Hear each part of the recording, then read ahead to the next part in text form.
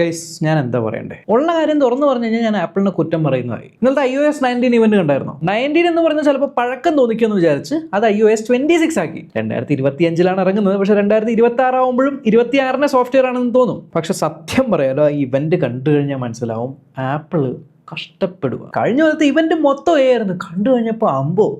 പക്ഷെ വന്നു കഴിഞ്ഞപ്പോൾ എവിടെ സാധനങ്ങളൊക്കെ എവിടെ? അതിന് മുന്നത്തെ കൊല്ലം വിഷൻ പ്രോ ആയിരുന്നു, ഹിറ്റ് ആവുമെന്ന് വിചാരിച്ചു, ഫ്ലോപ്പായി. അതിന് മുന്നത്തെ കൊല്ലം iOS 18 ഇറക്കിയപ്പോഴോ ഇന്നേ വരെ കാണാത്ത ബഗ്ഗുകളൊക്കെ അതിലുണ്ട്. എന്നാൽ iOS 26 വരുമ്പോൾ ഇതൊക്കെ ശരിയാവുമോ? വെൽ, ആദ്യത്തെ പരിപാടി എന്ന് പറയുന്നത് iOS 7 ശേഷം ഇവരിപ്പോൾ iOS മൊത്തം റീഡിസൈൻ ചെയ്തു. എന്ത് വെച്ച്? Liquid glass. അതായത് തോന്നുന്നിടത്തും കാണുന്നിടത്തും എല്ലായിടത്തും ഗ്ലാസിന്റെ തീമാണ്. സത്യം പറഞ്ഞാൽ അതെനിക്ക് കണ്ടപ്പോൾ നമ്മുടെ ഷവമി ഫോണുകളിലൊക്കെ ഈ ഒരു ആപ്പ് സ്റ്റോറിനകത്ത് ചില തീമുകൾ ഡൗൺലോഡ് ചെയ്യാൻ കിട്ടും. ഈ ട്രാൻസ്പെറൻ്റ് ആയിട്ട് വരുന്ന ഒരു തീമ പിടിച്ചിട്ട പോലെയാണ് എനിക്ക് തോന്നിയത്. പക്ഷെ ഫ്ലൂയിഡിറ്റിയും കാര്യങ്ങളൊക്കെ സംബന്ധിച്ചു ഭയങ്കര സ്മൂത്ത് ആയിരിക്കും, എല്ലാം ശരി. പക്ഷെ വിസിബിലിറ്റി എവിടെ? ഈ പ്രസൻറ്റേഷൻ കണ്ടുകൊണ്ടിരുന്നപ്പോൾ പോലും പല സ്ക്രീനുകളിൽ ഒരു ട്രാൻസ്പെറൻ്റ് ഐക്കൺ വെച്ചപ്പോൾ അത് എന്താണ് എന്ന് പോലും വായിക്കാൻ പറ്റാത്തത്ര രീതിക്കാണ്. ലൈറ്റ് വാൾപേപ്പർ ഇഷ്ടപ്പെടുന്ന ഒരു വ്യക്തിയാണെങ്കിൽ എന്താണ് എന്ന് പോലും കണ്ടുപിടിക്കാൻ പാടുപെടും.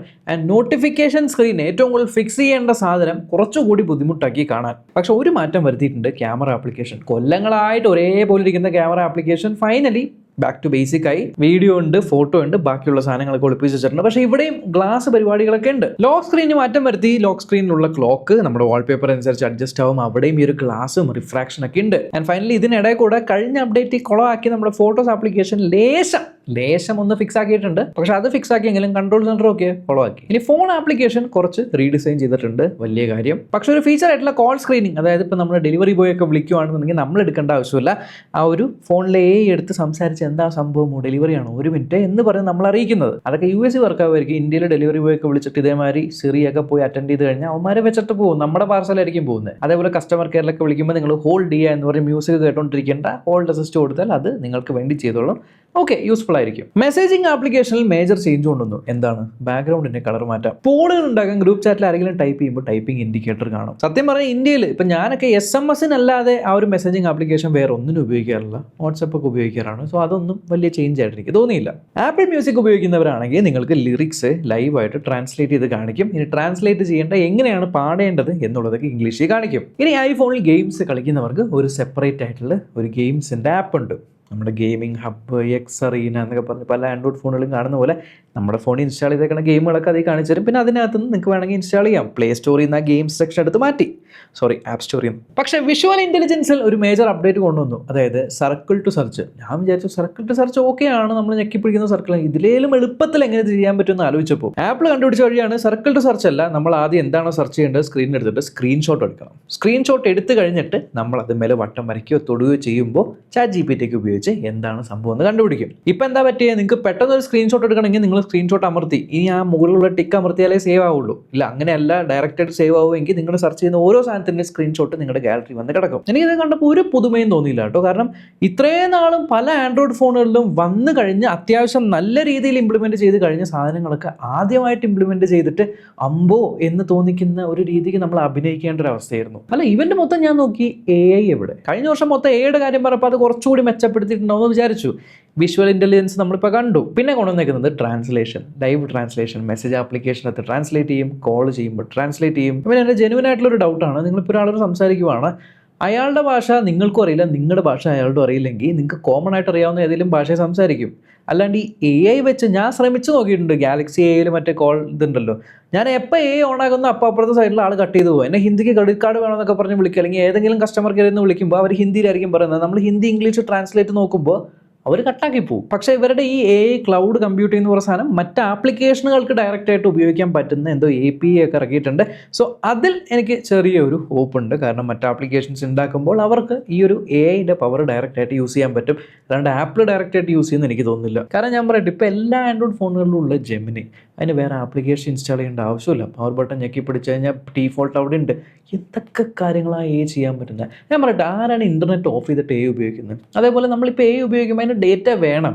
ആ ഡേറ്റ ഇപ്പോൾ ക്ലൗഡിൽ പോയി കഴിഞ്ഞാലും അത് വെച്ചിട്ടാണ് നമ്മുടെ ഈ ഒരു സാധനം എല്ലാം ഇമ്പ്രൂവ് ആവുന്നത്. അപ്പോൾ അത് നമ്മളൊരു ക്ലോസ്ഡ് സ്പേസിൽ വെച്ച് കഴിഞ്ഞാൽ നമ്മൾ ഉദ്ദേശിക്കുന്ന പോലെ ആർട്ടിഫിഷ്യൽ ഇൻ്റലിജൻസ് ലാംഗ്വേജ് മോഡലൊന്നും വർക്ക് ചെയ്യില്ല. അല്ലെങ്കിൽ ആ ക്ലൗഡ് മൊത്തം നിങ്ങളുടെ ഫോണിൽ ഡൗൺലോഡ് ചെയ്തിട്ട് ദാറ്റ് ഈസ് നോട്ട് പ്രാക്ടിക്കൽ. ഈ സംഭവം ശരിക്കും പറഞ്ഞാൽ ആപ്പിളിന് മനസ്സിലായി, ആപ്പിളിന് അത് പാളിന്ന് മനസ്സിലായി ഈ ഒരു പ്രൈവസിയുടെ സംഭവം ഉള്ളതുകൊണ്ട്.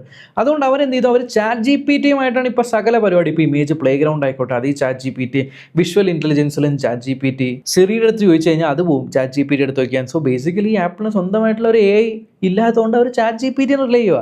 ഞാൻ direct ChatGPT ഉപയോഗിച്ചാൽ പോരെ, എന്തിനാ ഞാൻ ഇങ്ങനെ പോകുന്നത്? ഈ പറഞ്ഞ സ്ക്രീൻഷോട്ട് എടുത്ത് സെർച്ച് ചെയ്യുകയാണെങ്കിൽ എനിക്ക് chat G P T upload ചെയ്താൽ പോരെ, എന്തിനാ ചോദിക്കാൻ ഡയറക്റ്റ് അതിനോട് ടൈപ്പ് ചെയ്ത് ചോദിച്ചാൽ പോരെ. ഇനി ഈ AI വാച്ച് OSലേക്ക് വന്നിട്ടുണ്ട്. വാച്ച് OS വന്നപ്പോൾ വിഷ്വലി മാറ്റം വന്നിട്ടുണ്ട്, കാണാൻ കുറച്ചുകൂടി ആ ഒരു ഗ്ലാസി തീം കൊണ്ടുവന്നിട്ടുണ്ട്.